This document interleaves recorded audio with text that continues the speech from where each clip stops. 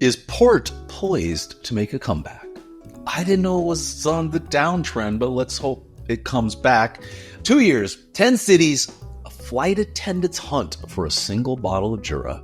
And Sonoma says no to a new tasting room. Why, that is shocking. Normally it's Napa, but now we got Sonoma. And lighter wine bottles, please. Yes, I'm going to actually start an entire... I need bumper stickers. Lighter wine bottles, please. Why don't we regulate this? We regulate everything else. Why can't they regulate that?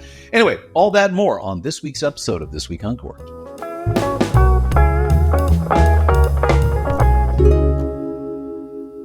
Well, hello and welcome to episode 72 of This Week Uncorked for Monday, December 1st. Yes, December is here. Chill in the air. Santa is coming. The children are ripe with anticipation. Parents are stressed out, spending money. But for all of those problems, you got wine. That's right.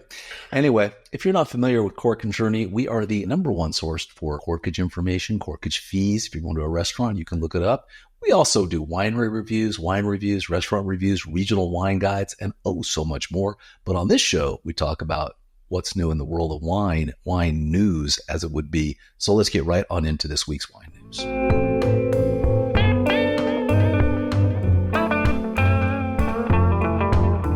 All right. So over at the drinks business, Maurice Jones explores how port wine is shrinking as a category.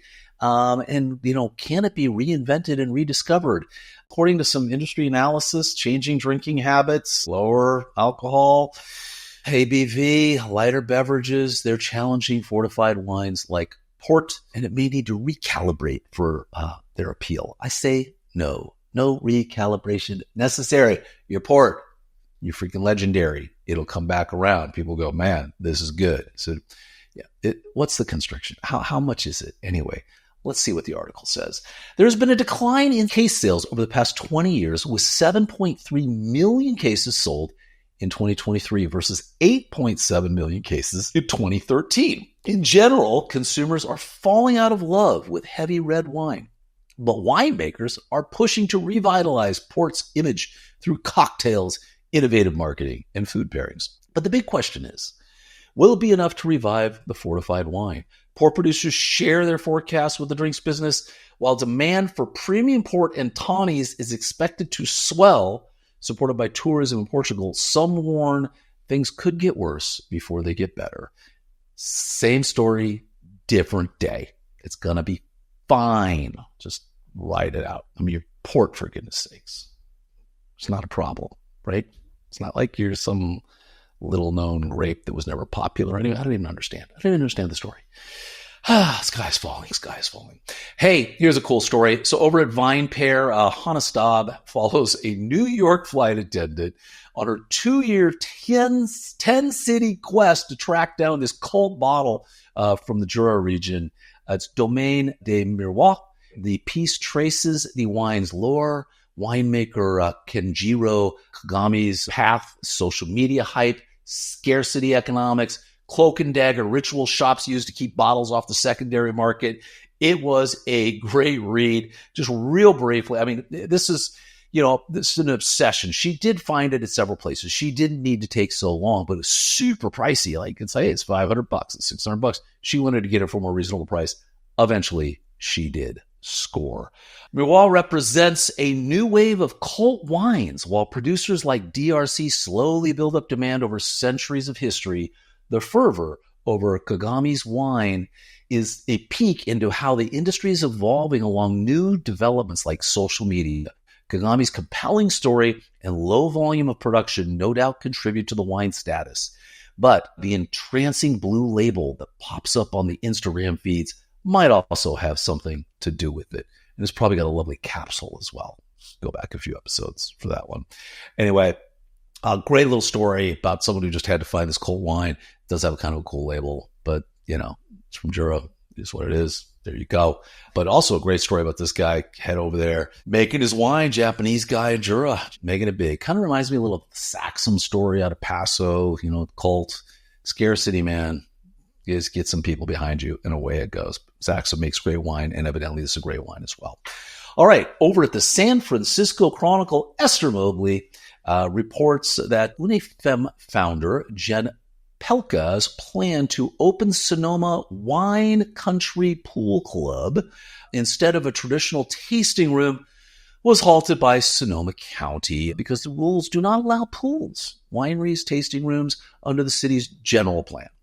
Pelka had investor commitments, $7 million, and accepted $5.9 million offer from Patz and Hall to sell. Patz and Hall is going to sell them their tasting room there, and even a proposed free San Francisco shuttle, but withdrew after planners said the pool wouldn't be permitted. Consequently, the Wine Country Pool Club would be problematic with no pool.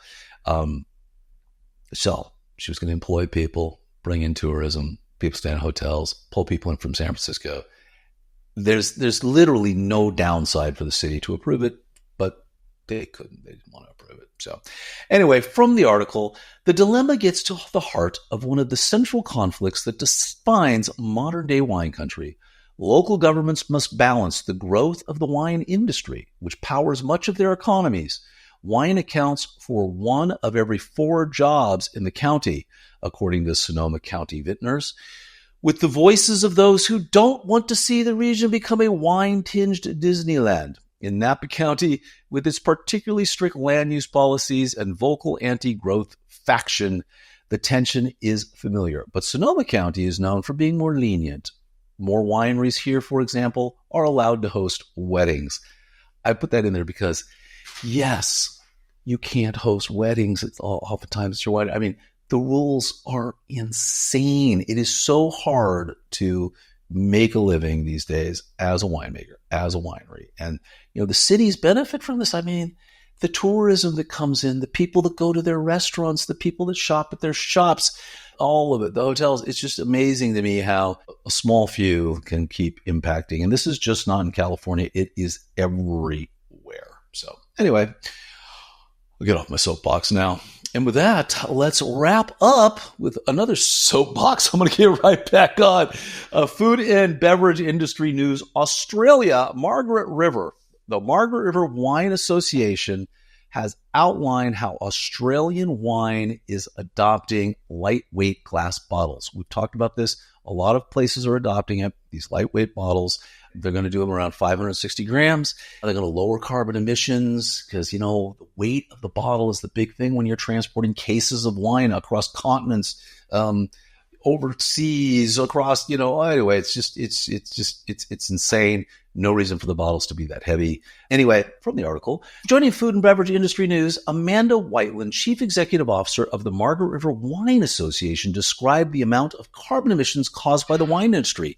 The highest proportion of carbon comes from packaging, followed by transport.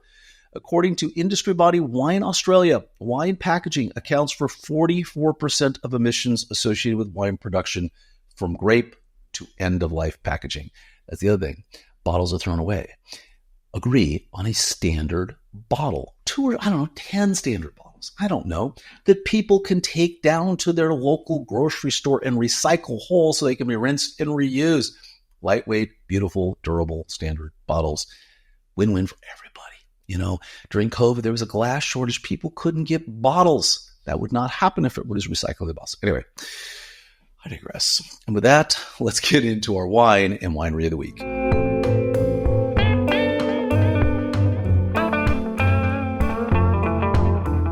So our son, Hunter, got married here recently. And we were down in Temecula kind of scoping the venue. They were going to go out and preparing some stuff and meeting with some people, kind of that pre-wedding stuff that you got to do. And while we were there, we stopped in at the Robert Renzoni Vineyard. Man, 5 stars, beautiful views. Yes, you have reservations. $28 for the tasting. It's a nice winery.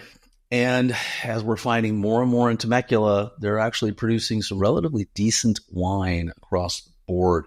It's just interesting to see this. We found that, if you go over, Carter Estates is doing some good wine. Corkage is doing some good wine. Good. I'm not saying great, excellent, off the charts, but, get some good to very good stuff that we're starting to see, getting some better winemakers in there. They're doing some good things. Definitely done a nice job here. He's got, matter of fact, our might as well talk a bit about our wine of the week. It's the 2021 Fiori di Fano. It's a red table wine. It is, it's just good. They're doing some really, really interesting stuff. This is 52% Sangiovese, 40% Cabernet Sauvignon, 8% Merlot. So a nice little kind of super Tuscan blend, if you will. $85 a bottle, not cheap. California, though. If you're making wine in California, the prices have got to go up. But this was a really decent wine, and it's held up. It's one of the nice things about, we go there, we'll taste and we'll go, okay, is this really okay?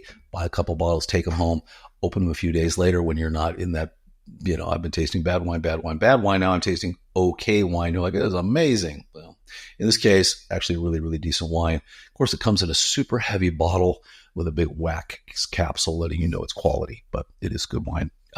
Very good wine. So anyway, he's doing some great stuff there as well. He just took over, I think it was Alsol Winery, renamed it Truffle Pig, completely remodeled it. They're doing some interesting things, real young on the wines, a lot of different things going on there, but also a lovely venue, just kind of, not really down the street, but around the corner from Renzoni, over a hill, around a mound. But good stuff across the board. So really happy to see when we can find one other winery. It's good. We were really highly recommended this one. There aren't a lot there. Talked about it. 3 or 4 tops, but this one is worth going to. And this wine was very good. Also, they have a restaurant on site. This is just pizza and sandwiches. But I'm telling you what, you sit down with a Sangiovese or Super Tuscan, which is kind of what they're doing. Good old meatball sandwich or a piece of pie. It was pretty decent. It's called Mama Rosa's Trattoria at Robert Renzoni Vineyards. So you can go there, you can do the tour, or you can taste your wines. You can go through it all, and then you can just walk over to the restaurant with a bottle that you bought, plop down. They don't even charge you a corkage fee. You have to their wine. You can bring their wine, no other wine. But if you buy wine in the shop, you can bring it over. And it's just kind of a good little place. I would highly recommend if you're there, you might as well have lunch there. The food's fine. It's pizza and sandwiches, meatball subs, that kind of stuff, but they do them well. So why not give it a try? Anyway, shout out to Robert Renzoni and his vineyards, his restaurant, everything's got going on. Quality place, beautiful, nice views, by the way. Great location. All right, that is going to wrap it up for this episode of This Week Uncorked. As always, we would appreciate it if you would subscribe to us on YouTube and follow us on social media. And hey, just to throw it in, we got our buddy Rex Pickett here with Sideways. Check out that interview we did with Rex. It's a blind tasting of Merlot. Yes, Merlot. And head over to rexpickettbooks.com and use the code that's going to be in the show notes here and get 10% off your order over there. All right, everybody. Until next week. Cheers.